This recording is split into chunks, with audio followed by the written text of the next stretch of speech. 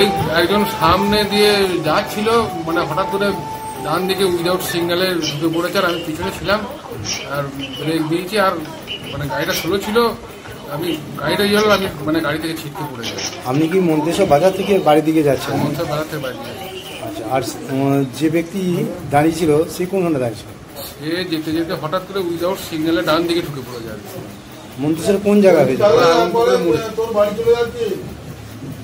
আপনাকে দেখে আমাকে হসপিটাল নিয়ে এলো নাকি? হ্যাঁ, আমি পড়ে গিয়ে উঠে পড়লাম, দিয়ে আমার বন্ধু বান্ধব সব ছিল লোকালে, কিন্তু এসে যারা লোক ছিল সাধারণ লোক তারা এসে হাসপাতালে নিয়ে এলো। আপনাকে এখন বর্ধমান পাঠাচ্ছে তো নাকি? হ্যাঁ, এই হাড়টাই ইয়ে হয়েছে। কি নাম আপনার? আমার নাম দেবাশিস। ও কামারশালের দিকে যাচ্ছিল, ওই দিকেই ওর বাড়ি।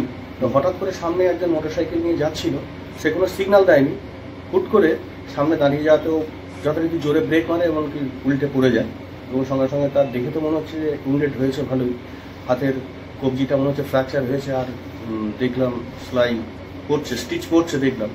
তো হুট করে চোখের সামনে দেখলাম, খুব খারাপ লাগছে এরকমভাবে, যে এরকম সামনে থেকে গাড়িটা টার্ন নিল, কারো বোঝা উচিত ছিল যে পিছনে কেউ না কেউ আসছে।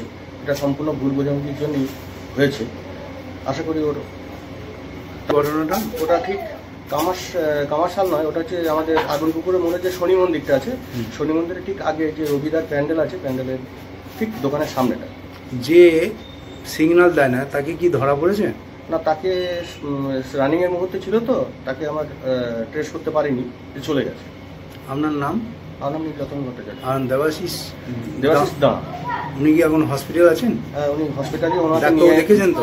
ডাক্তারবাবুকে দেখালাম, ডাক্তারবাবু বললেন যে আগে ড্রেসিং রুমে নিয়ে গিয়ে ওকে আগে ড্রেসিং করানো হবে। বর্ধমান রেফার করছে নাকি? সেটা ডাক্তারবাবু যা ভালো বুঝবেন করবেন। তবে আমার মনে হয় হাতটা হয়তো অল্প স্বল্প উন্ডেড হয়েছে, ফ্র্যাকচার হতেও পারে।